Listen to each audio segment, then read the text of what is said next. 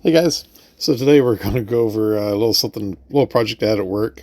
Went to work. Boss said, "Hey, we need to fill up these holes in the countertop." So since I have a 3D printer, I offered to go ahead and print some plugs up. So I took a few measurements of the areas we needed to make the plugs, and then came home, went into Tinkercad, and nice thing about Tinkercad, just add few shapes together, make what you need, and turns out great.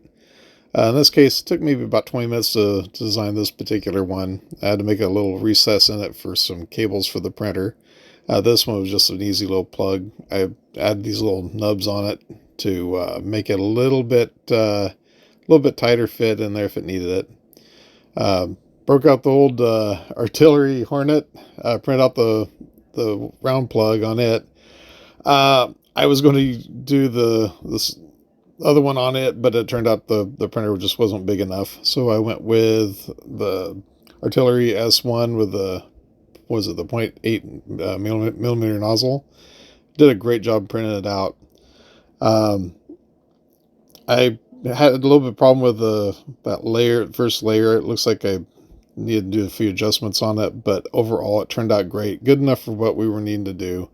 Had that little cutout there for the cables, and then of course the round plug. It turned out great. Absolutely love how the Hornet prints. Just a great little printer.